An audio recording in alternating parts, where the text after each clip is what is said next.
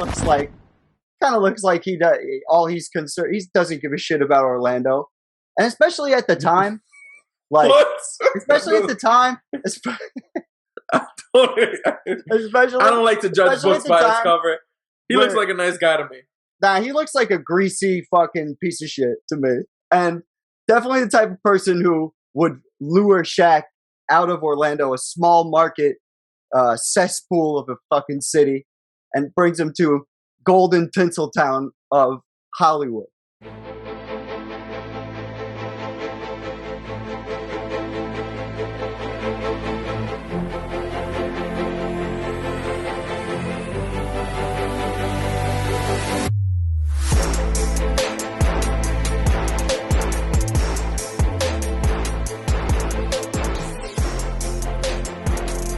So, we have reached the summer of 1996. The reason why we are doing this in its own video is because there is way more to cover than just the obvious. After really looking into it, and we're going to get into all of that as we go. So, Shaq, once again, as we kind of talked about at the end of the last video, Shaq has been swept in every year of the playoffs now in his career. Like a pussy. Looks bad. Yeah, that's what I was going to say. It looks fugly. Like, the narrative on him is, here's this phenomenon, great in regular season. When it comes to the playoffs, as soon as there's a little bit of adversity, the team crumbles. Right? Didn't he is it this year that is it that 96 year that he got put on the top 50 players all time? No, that's coming up in the following, because the NBA's 50th season is that first Lakers year. And we're going to get into that in a minute, or in a little bit. But Shaq does get picked to do the Dream Team that summer, right? So this team is known as Dream Team 2. They also won the gold medal. Outside of that, really hard to find footage on these guys. It was hard to say. Well, there's actually full games. There's full games out though. Yeah, and I'm sure I'll be chopping through some of those, and it'll be on your screen now. But lots of superstars on this team, and Shaq thinks that Dream Team 2. Yeah. Huh? Shaq claims that Dream Team 2 was better. Is better and would defeat Dream Team 1. It's one thing to say they were better. It's another thing to say they would defeat Dream Team 1. Dream Team? That was so wrong. It was wrong that Shaq and I wasn't on a Dream Team. It was just wrong. And I still think Dream Team 2 could beat Dream Team 1. And I don't care who like it. What? Hey. I was on Dream Team 2. I was on that team. So you got David Robinson, 12. The stats are not worth looking at on Olympic basketball because, in my opinion, none of them look impressive because no heavy minutes are played. David Robinson, Shaq, and Akeem Olajuwon, who it really threw me off that Akeem Olajuwon was on this team because he was obviously not born in America. But I guess because he was a citizen at that point, I guess that's why you got on the team. As if we needed the help. Like, fucking I think I had that question for Dream Team 1, why Hakeem wasn't on it. And you said that it was because he was African or whatever. Yeah, that's what I would have figured. Okay, so the way that it works is if at this point in time, if Hakeem is a dual citizen, then he can choose to play for whichever country he wants. Look at Lindsay being all nerdy. Because I didn't know that at all. So he must have he must have not. When did Akeem Olajuwon become an American citizen? He was in Houston for at least 10 years at this That's point. what I'm saying. He might have just had visas the whole time. He's made American money. No, he's making American. Well, the visa makes you a citizen. No, it's just a visa. You have to keep reapplying for it. Yeah, but I thought. See, I don't know this shit. See, Me I know neither. all y'all little assholes probably thought that I was like from DR or something, and I had my visa and stuff. Nah, So he became a born U.S. here, right? citizen in '93. So right after the first Dream Team. So Akeem said, Oh, I so that makes sense. Yeah. He was like, they were whooping ass this whole time. I had to deal with that. I ain't doing that again. I'm You spinning. think I want to go against these fucks? Get out of here. I want to chill and drink beer. You hear the last? Did you hear what happened in '92? It was fucking glorious. That's what I want to be part of. Fucking. So Akeem, David Robinson, and Shaq are the big men, right? You got Gary Payton, Penny, who's actually called Penny on this screen and not Anthony. And what? Wait, no, I don't. What? Let's see. Does it go to Anthony if I click on it? Nope. It goes to Penny Hardaway's international stats exclusively. That is some of the dumbest shit I've ever seen on this website. I like this website, but that's fucking dumb. That's fair. I was going to say the same. But then you got Reggie Miller, best three-point shooter of the era. Scottie Pippen, Charles Barkley, Karl Malone, two guys from the original Dream Team. I don't know, man. Charles's three-point shooter was a little better than Reggie's during that Dream Team time, you know? Oh, yeah, sure. This makes sense. I could totally tell with his. Yeah, he was almost shooting a three a game. How many threes did he take in the whole thing? 4. Fuck you. In 8 games. But in 7 games. Sorry. He didn't play one of them. Yeah, he must have been too drunk one game and was like, "You guys got to take over, do it yourself." But do you think this team had enough talent to fucks with Dream Team 1? So let's really break this down because some people might not know who each of these players are, which is understandable for some of them. My most simple question, though, is like, what are the ages of the teams respectively? So like average age? Average age? Yeah, because like everybody's like, oh yeah, Larry Bird's on the Dream Team, but Larry Bird also like had a broken back essentially. Yeah, no, yeah, I was gonna really context super. So really, the Dream Team only really had 10 players because they didn't play Christian Laettner, and Larry Bird was disabled. So you had 10 guys. On this team, you have a solid 12, right? You get 3 of the best centers, the top 3 centers of the era, right? Right. Arguably, some people might argue Patrick Ewing, whatever. And then you get what I like about this team is the inside out that the other team doesn't have. You're saying Dream Team 2 has more inside out? Yeah, because there's the bigs in the inside, and then you got solid 3-point shooters. You got Reggie Miller. You got my man Mitch Richmond, The Rock. Shooting, making 1.5 threes a game, taking 3. One of my friends completely fucks me up in 2K with Mitch Richmond all the time. Yeah, no, I was underrated shooter of the era.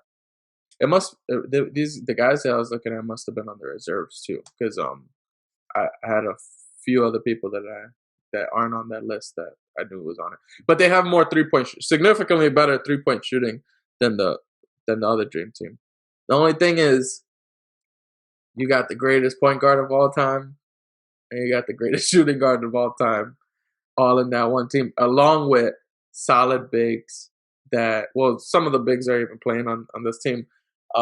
So it's like, I don't know, like I feel like it would definitely go 6 or 7 if they actually like played and it was a series.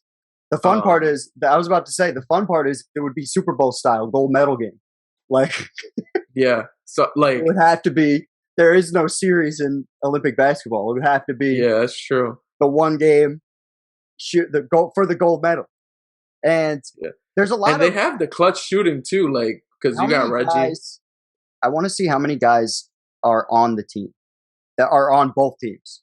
Carl's on both teams. That's 1. Yep. Robinson. Yep. Stockton.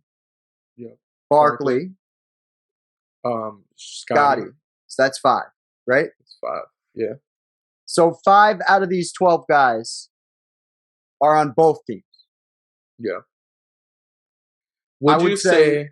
Go ahead, dude. Would you say because I'm now because if we're comparing, obviously MJ against Reggie, that doesn't even count. Yeah. But I would say Hakeem over David Robinson. This is where it gets interesting, right? This is when Lindsay was talking about with context and looking at each guy specifically. And I would pick, if I'm just looking at the 5 guys who are on both teams, I would say Charles Barkley's better in 92, right? He's about to be the MVP of the league, as opposed to now he's in his later 30s, and you know he's way closer to retiring than he is his prime, right? You got Stockton. Stockton's a kind of a guy who was consistent throughout the entire 90s. Yeah. I'd say he was better now, though. You think he was better in 96? Like, if you look at it, that's when he had his team performed the best. Right after the season, 96, 97, 98 is when they go to their 2 NBA finals, and it's because of him. I think for one of them at least, because he has that clutch shot, that clutch 3. You know that? Yeah. If we're looking at it from a winning NBA's perspective, sure. Yeah. But I would say this is closer. I would say this is closer to his prime than here. Like, he's not even going to make the All-Star team the year he makes the finals. Yeah, but he's 96, right? Yeah, so it's the difference between here and here. So he's just coming off these 2 years. I would say the first year is better than the second year. But to what we were both kind of saying, it's close. It's definitely close. Yeah. Is Karl Malone on the Dream Team? Yeah, Karl Malone is on both teams. Yeah, okay. So you still get that Stockton Malone. Yeah, so that's always going to be there. Who else did I want to look at? David Robinson. I think David Robinson's definitely better in 92. Another guy who's about to win an MVP in 94 and, significantly younger. Because that's a guy who missed 2 years to be in the Army. Well, it's 2 years away from on both sides, though. Can't really. Yeah, no, I get what you're saying. But I'm saying in terms of age, like, it might make a big difference. So if we're looking 95, 96, and 91, 92. Yeah, I mean, he had a better season in 95, 96. Yeah, all right. So David Robinson's better in 96. What's that 4.4? Is that turnovers? I think it's blocks. It probably is blocks, but where? If you scroll up just a little bit. Okay, it's blocks. I was about to say, damn, you average 4.4 turnovers as a center? No. You're bugging the hell out. Why do you have the ball so much? DeMarcus Cousins. What's the matter with you? Fucking, I think that what Shaq says about this is incorrect. Shaq says he looks at it like, who's guarding him? And they have a lot of guys on the Dream Team that can guard Shaq. Like, throwing Robinson, Ewing, you could throw Malone at him every once in a while. You just named 3 people that can't guard Shaq. They can go, they're going to be bodies to throw at Shaq. For sure. That's food. That's what he thinks. Straight up. That's what he did. We saw it. There's only one guy, and luckily the guy that could guard him is on his team. So, and barely. I guess. I just think it wouldn't be like, it's not like he's going through. It's not like he's going through Angola. Is my point. Like, so this is the thing. You're gonna have this is how I look at it. It depends on the pace that they're going, right? But you dump it into Shaq or Hakeem in the middle, right? Mm-hmm. Now, whoever's guarding them, especially if they're guarding Hakeem, you need a double team.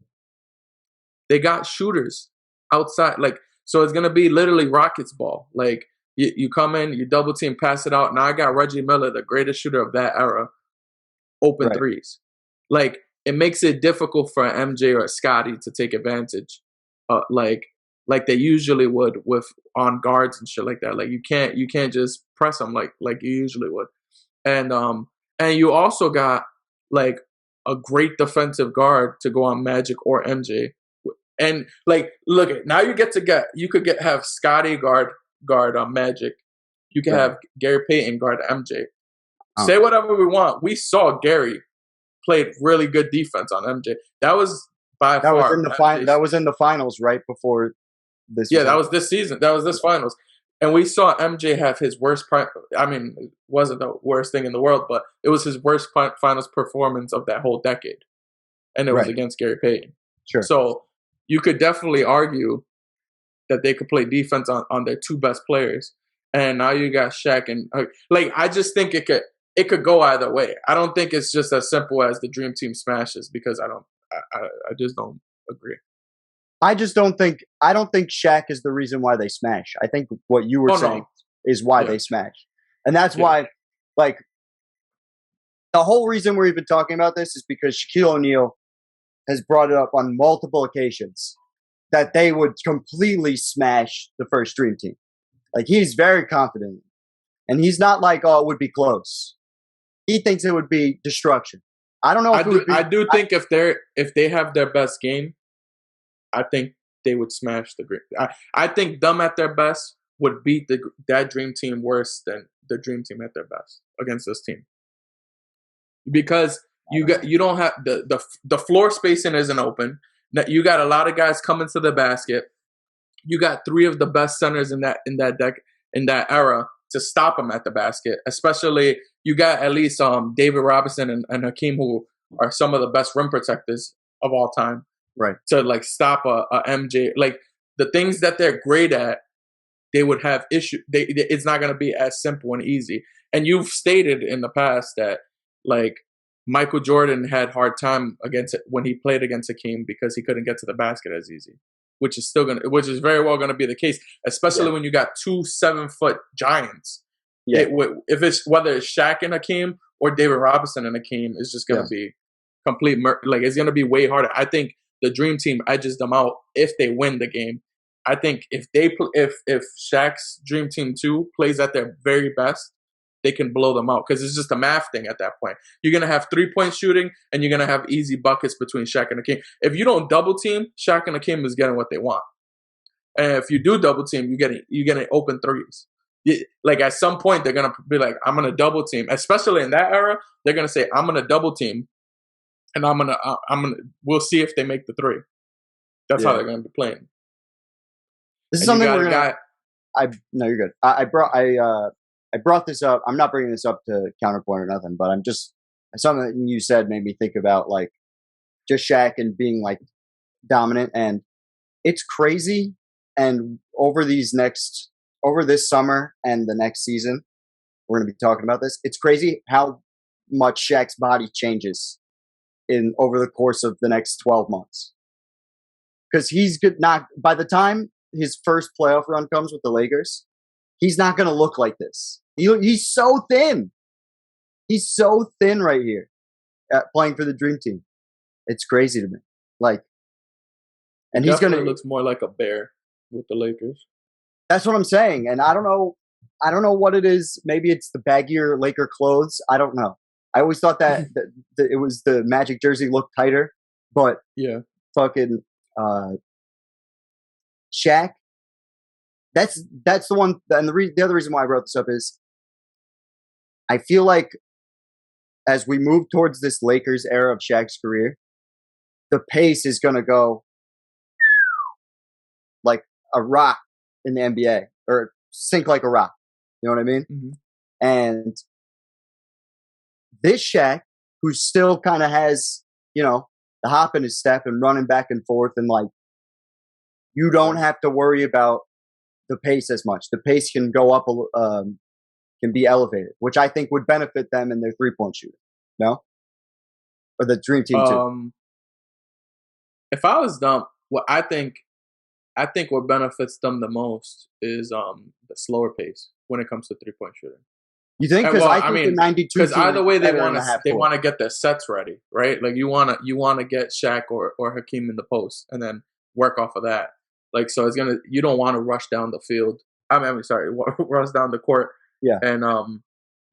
And set that out. I feel like you want to take your time. You want to beat him. You pretty much ground and pound. Like no matter how good MJ is, when you got automatic buckets like Hakeem and Shaq right at the rim, it makes it way more difficult for MJ to counteract that, especially right. But it's not just MJ on the '92 Dream Team. Like, we got Magic, we got MVP Charles Barkley. Now look at that. Like guys. Charles ain't gonna look like that against when you go like Charles Barkley is 6'6". Like I know a lot of people forget this, but Charles Barkley is 6'6", 280 pounds.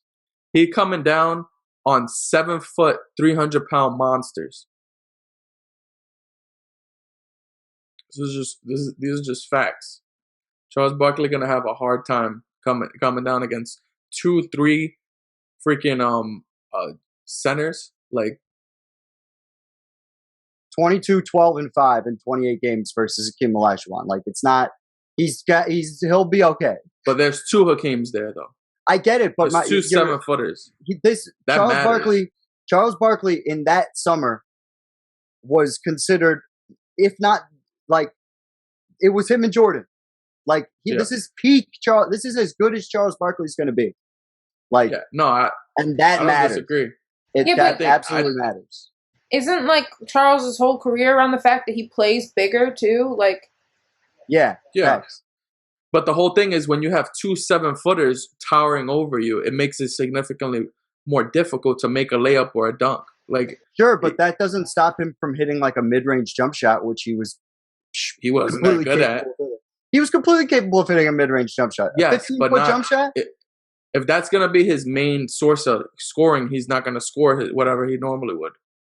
I don't know. That's assuming he's with a team that he's the main. Like it's so different when you're looking at the Olympic roster. There's so many guys. Like I'm for once, I'm taking Shaq's side. I think they beat the Dream Team. I think they beat him by. I think it's extremely close. I think if MJ and Scotty do to Penny what they just did in the playoffs before, where they just lock them up, especially 92. Because this is the other thing.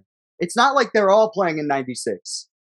It's 92 Scotty and 92 MJ, who, as I've said repeatedly, were better in the first three-peat than the second three-peat.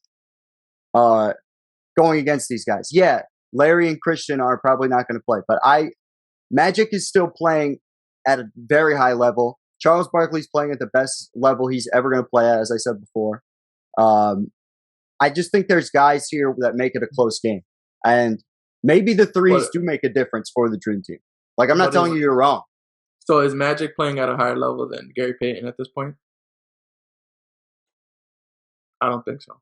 I guess. I mean, but like, what is that? I don't know.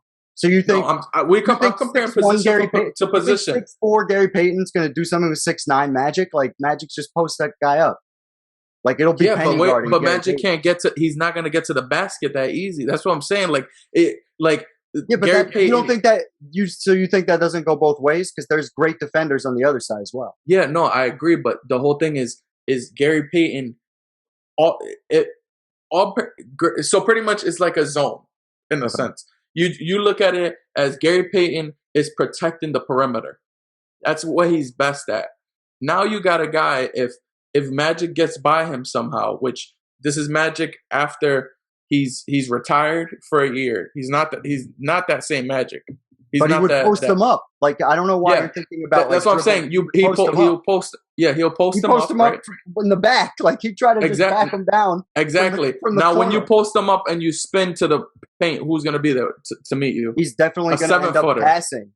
He wasn't looking to score all the time. Exactly. But at the end of the day, a majority of their points are coming 16 to 15 feet towards the rim. So you're going to need to get MJ for mid ranges, or because you're not scoring in that paint.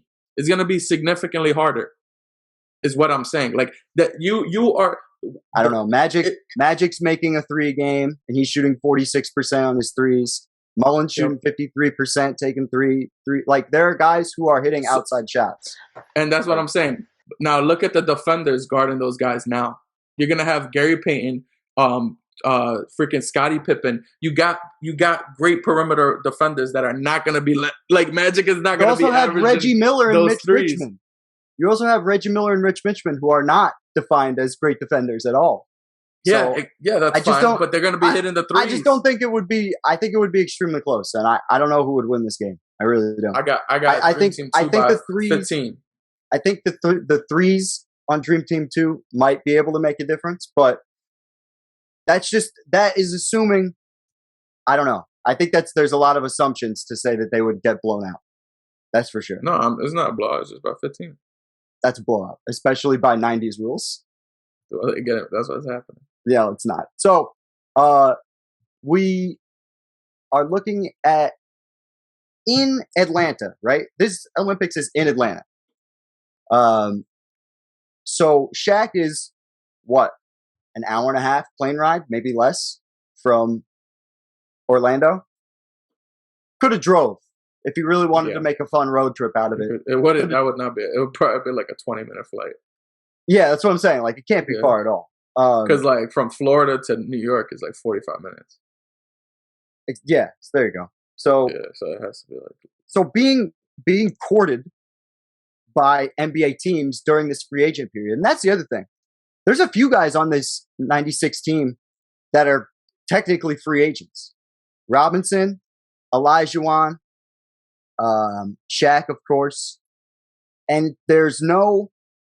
The reason why Shaq can be a free agent and an unrestricted free agent is this is the only time during the collective bargaining agreement where you, as a rookie, could leave after 4 years and be an unrestricted free agent.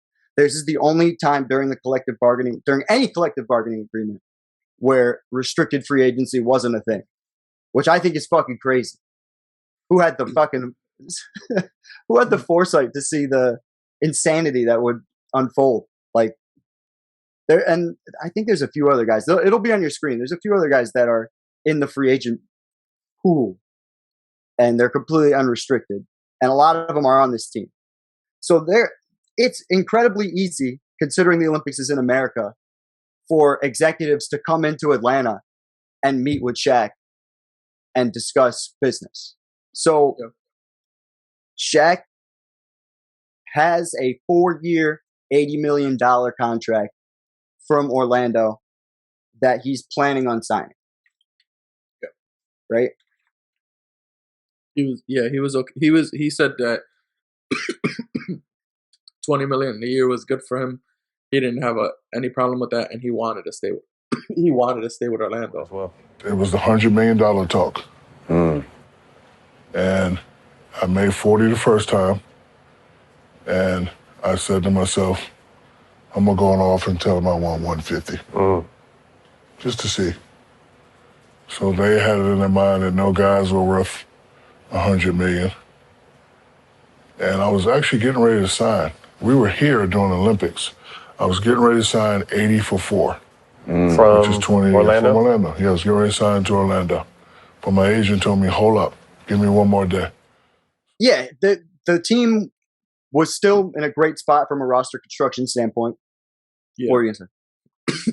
I was going to say, which didn't really look like that for when we were breaking down his final season with the Magic.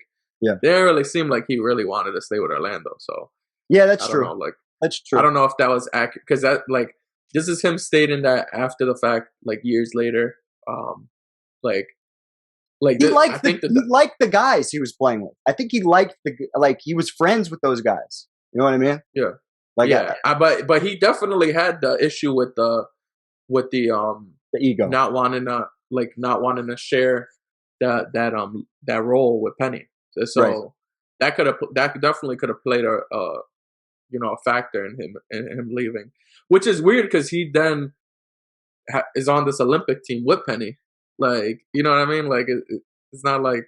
Yeah, that's something I want to talk to you about once he puts the ink on the paper, Because imagine we're doing the show and we got a show to do. Let's say we take the show on a Monday. And fucking Monday during the morning, you or I signs an exclusive podcast deal and just fucking leaves the podcast. And then we have to see each other that evening. Like that would be so awkward. Yeah. I wonder what for sure. fucking dream team practice would be like. But let's not jump steps. So he's about to sign the thing from Orlando when his agent, Leonard Armato, who has a history of LA bias, like tried. Well, go ahead. He was accused of it. Yeah, I don't know. For sure. Like I don't know if it like they try like they definitely try to like put that on him throughout that whole magic whatever documentary. They were trying to say that throughout that whole thing, and I mean it makes sense because like everything Shaq wanted to do, but I don't know if I just don't know if like it could just be the Magic spinning it too. You know what I mean? Hold on, right? Let's judge this guy for a minute. I don't like to. I don't. Let's judge this. Let's judge this cover. Kind of a sleazy looking guy, right? Just kind of looks like he does. All he's concerned, he doesn't give a shit about Orlando, and especially at the time, like especially at the time. I don't like to judge books by its cover. He looks like a nice guy to me. Nah, he looks like a greasy fucking piece of shit to me. And definitely the type of person who would lure Shaq out of Orlando, a small market cesspool of a fucking city, and brings him to golden Tinseltown of Hollywood. I could totally see him doing something like that. What he said to the cameras during that Magic Moment documentary was Shaquille was the first athlete to transcend markets in the 90s. And maybe he's right. Maybe he's right. But that's what you're supposed to say when you don't want people thinking that you were trying to get his ass to LA. Every summer, where is he? LA. Every fucking time something bad's happening. Well, but that's because he was. This motherfucker's in Los Angeles. But that's because Shaq was like doing movies and stuff. Like, how did he get those? Who do you think got him? But that's what he wanted, though. You can't. I'm not telling you he didn't like doing that stuff, but this man was definitely pointing him in the direction of Los Angeles. Yeah, I mean, I don't think that makes him a bad guy. From a business perspective, you can understand why you can understand why, as an agent, he would want to get him as many bookings or as many any way to get more money out of Shaq because he gets a profit out of it. So every TV deal or whatever the hell Shaq's getting, like he's getting a percentage of that. So he definitely wants he's trying to push for that. Also, but Shaq wanted it. Go ahead, Lynn. What were you gonna say? Yeah, well, also the agent might be pushing towards LA too because this is the summer that Kazam comes out as well. There you go. So he must have been in LA within the last 12 months filming that. Like, and he's been doing rap albums and had multiple parts in multiple movies. But I do think that if he was working by himself, if he didn't have his agent, I think he signs that Orlando contract because Leonard Armato tells him, hey, don't fucking sign that Orlando contract. Give me 2 more days, right? In those few days after that, 2 incredibly important things happen. So then Shaq waits a couple days and Alonzo Mourning then gets a deal from, what was it, 105 mil for 4 years? Something like that? It was crazy. It was something crazy. Hold on, I got it in my notes. 105 for 5, maybe. It's 105 million for sure, and I think it is 5 years. Oh no, 7. No, it's 7 years. All right, 105 for 7 years. Yeah, and that automatically made Shaq petty as shit, and wants to be. He's like, I'm the best player in the league right now, at least in his opinion. Right. So I should be making that, especially, and he probably definitely thinks I'm way better than Alonzo Mourning. Fuck that.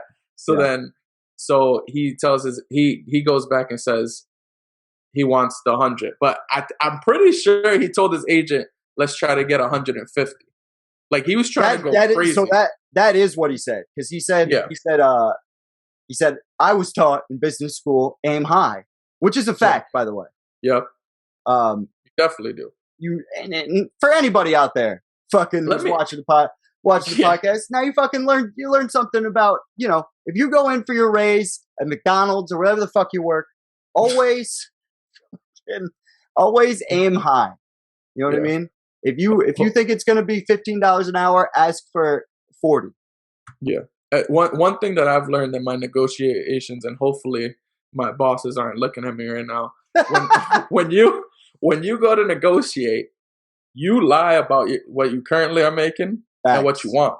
Facts. Because I would always go $5,000-$10,000 more than what I was making. Yes. So that no matter what, if they wanted to match what I was making, I'm still making $5,000-$10,000 more.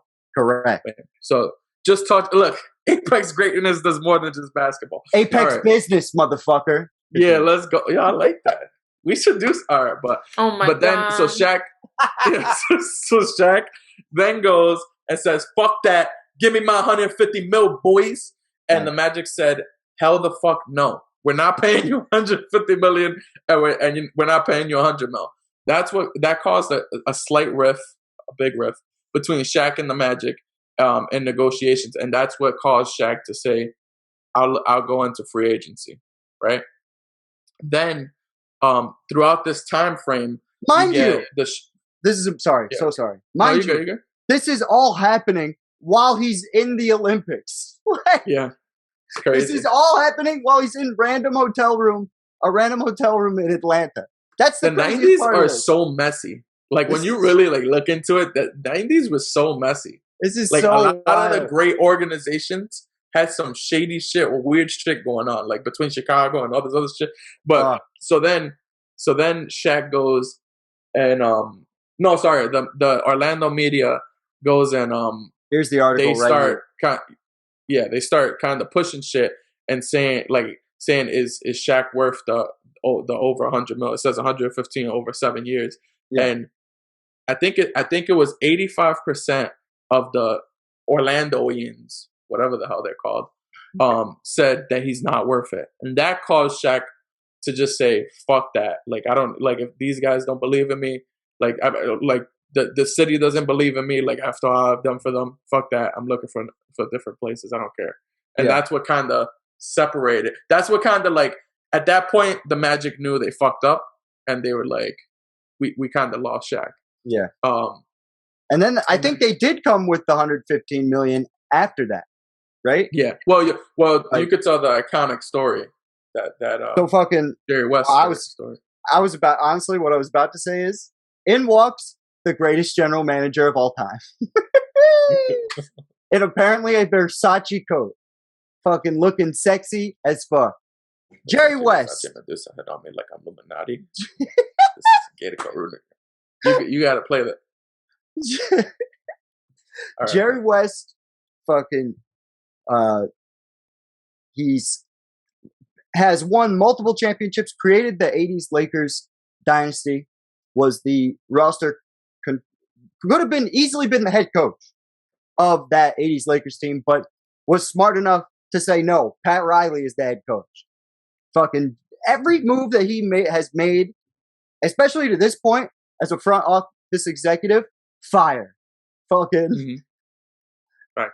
And the Lakers won 53 games the year before with a team that had, in a similar comeback to Michael Jordan, with 30 games left in the year, Magic Johnson returns, and they go on a run. They go 22-10 with Magic, and they make the playoffs, and they win 50 games. 2 questions. Number 1, why didn't Magic just stay one more season? If he stays one more season, we get Shaq, Kobe, and aging Magic. This Magic Johnson was putting up 27 and 7. Like, absolute fire. Better than when I was looking at it was like 14 stats, and 6 or something like that.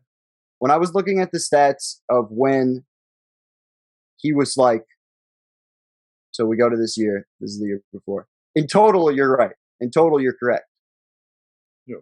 But I was digging, and he didn't start a lot during this year, right? Yeah. But when he did, well, he probably had to get him in shape for it, basketball shape for it. Right. For sure. And I'm sure they liked having him be a 6-man. But fucking 27 and 7, 19, 7 and 7. My man picked 9 games. No, but I'm just saying he wasn't the Magic. This guy is not the Magic Johnson, but I think he could have played one more year. But even so, like, even with the 14-6 or 14-7 or whatever, that's still good. That's not bad. Like, it's just not. Look at what he's doing in the playoffs. Look at some of these games in the playoffs. 20 points, 13 rebounds. Like, this guy was a non-traditional power forward at this point. Yeah. Like, and the thing with Magic, like, you can see even in those playoff games, like, you got him with the 20-13, but 3 assists. Like, he's not able to do what Magic normally is. Facts. Like, you know what I mean? Like, Magic would give you the 20, 15, and 13 or something like that. Yeah. You know what I mean? So if he's definitely not the same guy. Imagine it was Shaq. That's what I'm saying. Like 14-7 Magic, like, even if he's not that great anymore, like, you still got Shaq, and then you can nurture Kobe. Like, like at that point, like, Kobe under your wing, like, it's crazy. And then Magic was one of Kobe's idols. You know what I mean? So for sure, he could have probably even had that Kobe Shaq relationship like good by the time he left. Yeah, maybe. This is what I'm saying. Like, that's crazy. Magic Johnson, I really think could have made it 1, maybe 2 more seasons, if not for Karl Malone and his bullshit. Fuck you, Karl Malone. You're scum. Yeah, I'm afraid of AIDS. You're literally a piece of shit, man. Like, everything about you is like I've said this in Jordan's Legacy Breakdown. I just always have a chance to rant about your bitch ass. You go and cry about AIDS, right? Which at the time I could understand why you were a little scared, but you a bitch. Like, you a whole bitch. I understand why you were scared. Nobody really knew anything. Yeah, I understand, but still, you was a bitch for that. Like, you had to know enough to wear gloves if you want. Fuck it, man. And or just don't play that game. Like, no one cares. If we're talking about Magic Johnson helping the relationship, as we know, Karl Malone's relationship with Kobe, specifically. Yeah, exactly. Not great, not ideal. But I was running through some of the stats and like some of the information from this year just to see what kind of team the Lakers had put together before they go for Shaq. And I saw that this was the year that Magic came back, and I was like, fuck! Magic gets 5 assists a game easy off of Shaq lobs. Like, automatic. Absolutely guaranteed he's getting at least that. So I was surprised that Magic didn't look at the situation and go, I'm going to Brett Favre this shit. I'm fucking coming right back in. Well, the whole thing is, like, he didn't know. If Jerry West would have been like, yo, we're getting Shaq. But like, Magic, I think he might have retired, like, said that he was not coming back after that series or something. So, but the whole thing is, like, so if Magic comes in, Shaq coming to the Lakers, I feel like he wouldn't have that alpha male bullshit, because you have Magic Johnson being your point guard going into, you know what I mean? Like, like with Penny, he was like, this is my team. Like, this is Magic shit. Like, Magic won 5 chips here. You haven't won shit. This is Magic shit. You got to take that. But the whole thing is, Magic could have showed him how to be a leader, because Magic would have been like, no, this is your team, big fella. Like, I'm gonna be giving you lobs. I'm gonna be letting you run this shit. I'm just gonna kind of be like that. Like, that would have been perfect for Shaq, because that would have changed Shaq's whole shit.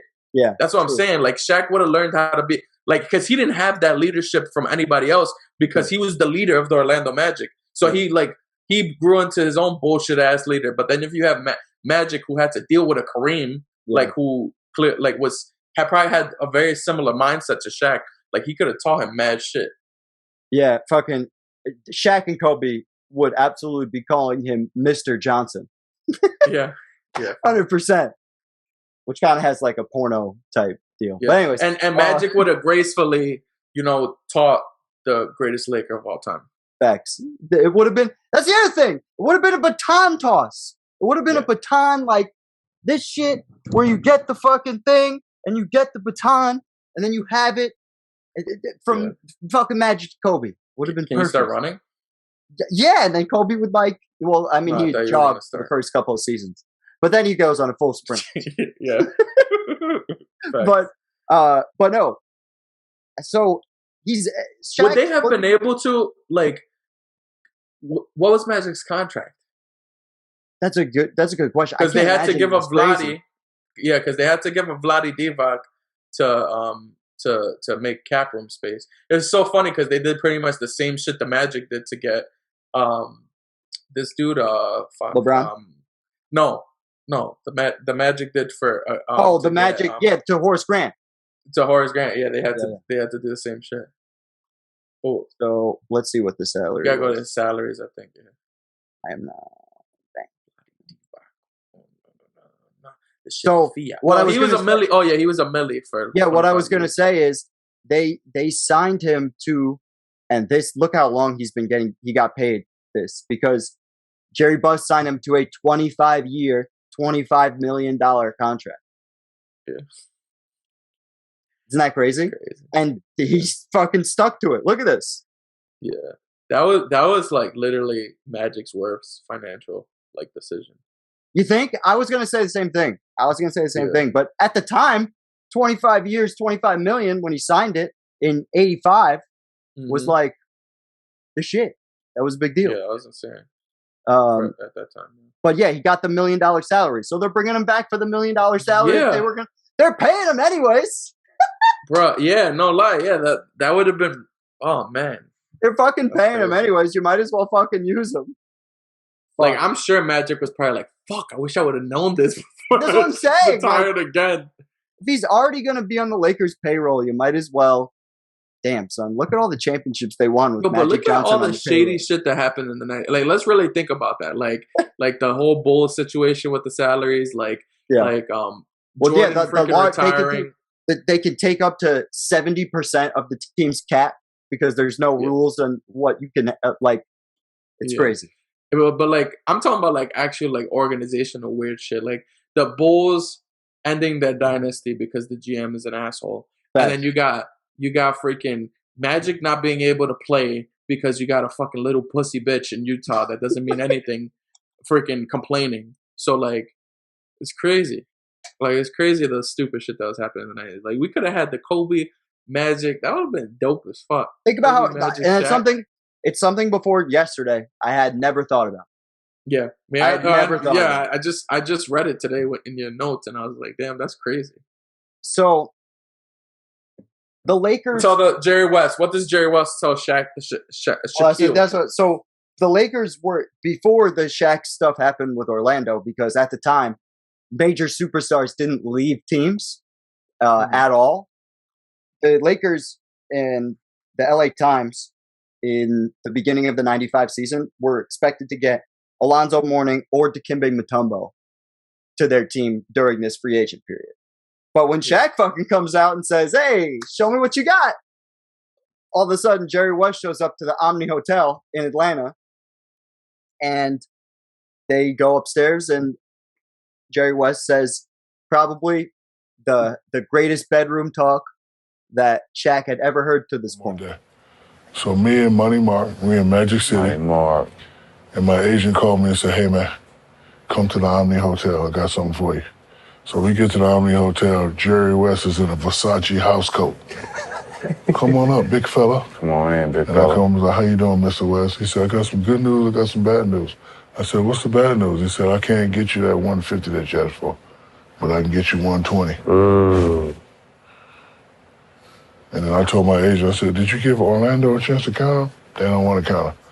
Cool. So I'm signing. Nobody knew. Family didn't know. Penny ain't know. Next day in practice, it broke. I can't get you 150, but I can get you 120. Immediate erection. from the world's largest man in the in the hotel. And this is my second question from earlier. Yep. Shaq asks his agent if Orlando had a chance to count it. And he says, yes, Orlando does have a chance to count. But the Magic front office, especially during the Magic Moment documentary, have a different story about giving them a $115 million contract to Leonard Armano, and him being like, thank you. And that being it. Like, yeah. Well, he was like, we'll look it over and we'll talk about it. And they were like, he's already gone, isn't he? Yeah. He was Yeah. Like, yeah. Well, he said, he didn't say, yeah. He said, I'm not saying that. Yeah. And the guy like already knew that it was thanks, Leonard. Deuces, bitch. Yeah. What do you think is more accurate? What do you think is the more accurate representation of the truth? I think it's somewhere in the middle. Yeah, I feel like I don't know what the timing was. Maybe it's similar, but he already knew.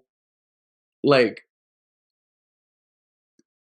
I don't know, like, because I could totally see Leonard kind of probably wanting him. Like, you're not wrong when you say that he wanted him to go to LA, because who the hell, like, as an agent, who wouldn't want their giant 7'1", 300-pound fucking superstar, charismatic machine, go into that big market? Like, of course you're gonna want that. So I'm sure, but the whole thing is like, I don't know how much Shaq is telling the truth either in saying, like, asking if the Magic even, because it seemed like, why would you even ask if the Magic had a chance to, you know what I mean? Like, because he had already showed his like that he was upset. Like, he was already mad at the city. He was mad that they weren't offering him to begin with. And Shaq is extremely petty. We've noted this literally his entire life up until this point. So, if Shaq's saying, you didn't offer me this to begin with, I don't even care if you offered it to me now. Like, so that's why I don't know who's telling the truth. It could be, like, Orlando could very well be telling the truth. But, like, there's most likely his agent and him didn't really want to go to Orlando anyways. Like, from the very beginning, I feel like he didn't really want to go back to Orlando. Yeah. Like, he was, because in reality, if Shaq wanted to, from the one, it was a stupid decision Shaq made, because from a financial perspective, he would have been making more with Orlando. I know that the extra $40 million sounds nice, but there's 3 extra years in there. So you're really making $3 million less a year. We've already seen what this current NBA has done. You do the shorter contracts, you get more money. Like, but that was never going to happen in that era, I don't think. No, he would have. The market kept going. The market keeps going. I'm saying the shorter deal. I think he would have. But he already had the 80 for 4. That was the shorter deal. You take the 4, then you would have got a bigger bag when it came. Because after that point, you already have the $100 million contracts all the way through. He could have got another bigger $100 million contract. Like, he could have made more money with Orlando. Like, and that was one of Orlando's like issues with it too. They were like, we were offering him more technically, but he didn't take it as that, because he was looking at the bigger picture. Like, this dude just made $100 million. Like, I'm not making $100 million, because he's petty as shit. Yeah. So I don't know. Also, he's gonna make money in Hollywood. Like, just being there, he's gonna get like that's where he made offers. Yeah, like, that's where he made. But he was already like transcending all of that shit in Orlando, and like I guess Orlando's not the mark. Like, right now, when you think about it, Orlando's a big market, right? It's the looking at the world pre-internet, it's very different. You know what I mean? Like, I mean, obviously it's very different. We talk about this a lot of time, but I'm sure even in '96, you could say, as Leonard was saying during the documentary, you could say Shaq in any language. You can say he's marketable as shit. And I'm sure he was super marketable in Orlando. He did start to get Orlando over, and ratings were big for Shaq stuff. But in '96, without the internet being as prominent as it's going to be, I'm sure there's a glass ceiling on what you can ultimately do out of Orlando. That now when you go to LA, and you know who's a great example of this? A guy like Blake Griffin. We're moving it a little bit forward. When Blake Griffin was in Los Angeles and he was dunking on everybody, look at all the deals he got in comparison to when he went to Detroit. Immediately when he left LA, besides the fact that his game went in the toilet, that's true. That's a fact. He lost a lot of his endorsements because he wasn't where shit was going down. That's double the case in '96. Yeah. And to add to that, like a guy like Aaron Gordon, who's pretty much like very similar to Blake Griffin, he's not as big of a name because he's in Orlando. Like, yeah, so that makes sense. Now he's in Denver. Yeah, yeah. Fucking, that's exactly the point. The smaller markets, it matters less in today's game, and it matters less if you're Shaq, but it still matters. Yeah, and it's like also this guy has been. Huh? I think I'm wrong on that. Like that was a bad financial decision because the $3 million he missed out on, he probably made 10, 15, 20, $30 million for more. sure. So and think about all the people he met throughout that period of time. We know about all these investments he's going to get into over the next couple of years. That's part of his legacy. Like maybe he doesn't learn about Google if he's not in Los Angeles. You know what I mean? Yeah. Google's not happening in fucking Orlando. Like, so I think he made out fine on the deal, but he signs the contract. And as we were kind of getting into a little bit earlier, he has to now go to practice as the news breaks the next day. And he's got to now sit and be around Penny Hardaway, who was his brother. And like, they were having a little bit of issues, but I'm sure Penny didn't think he was leaving. I'm positive. Like, Penny used the word devastated to describe his reaction. Well, Penny, when he got the news, they told him they lost Shaq. Well, I don't know if it was Penny. It might have not been Penny.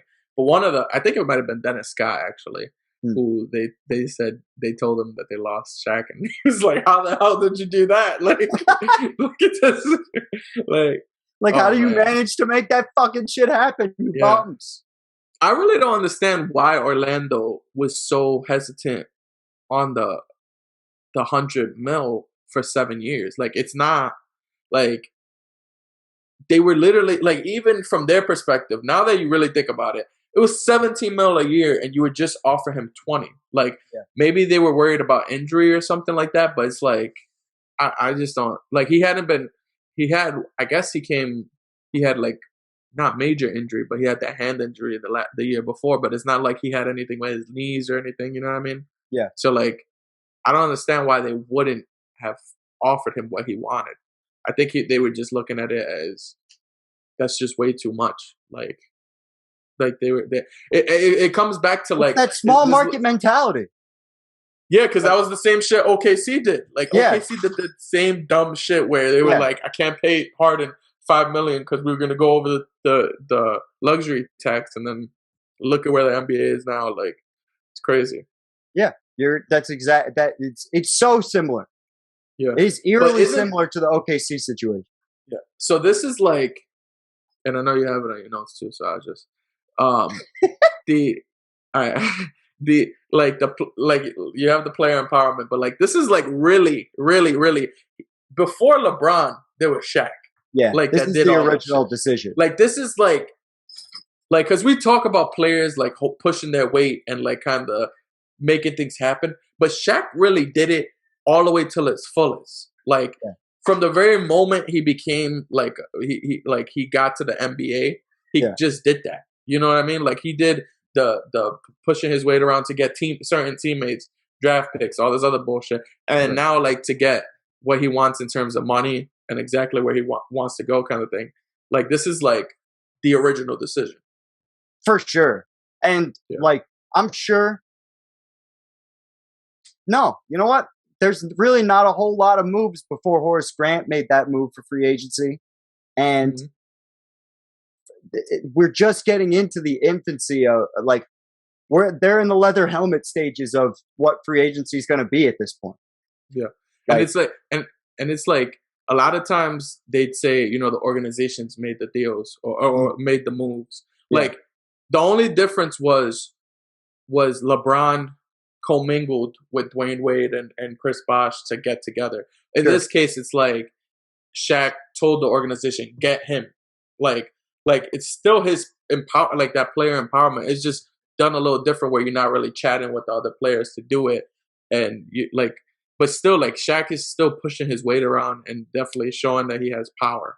And I think, that definitely made him fucking erect. His ego was like up to here. You can't even see it. One of the things that he repeatedly said was, one thing I love about Jerry West, his attitude is, I'll see what I can do. I'll see what I can do. Fucking, he's like, I like that. Yeah. Some business. Oh wait, but we have to say the most important part of this. There we go. I was gonna set you up, but go for it. I know exactly what you're gonna say. As Shaq is going and ready to sign that ink, he's licking the ink ready to sign. Jerry West is like, hold on, big fella.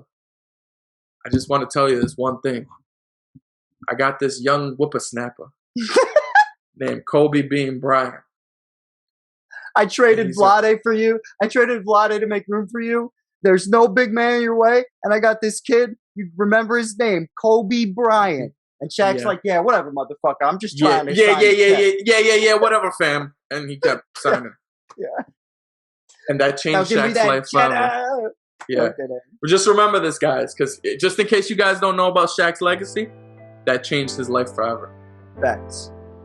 And joining the Lakers is going to change his life forever as we move into the beginning of one of the most dominant dynasties in the history of basketball.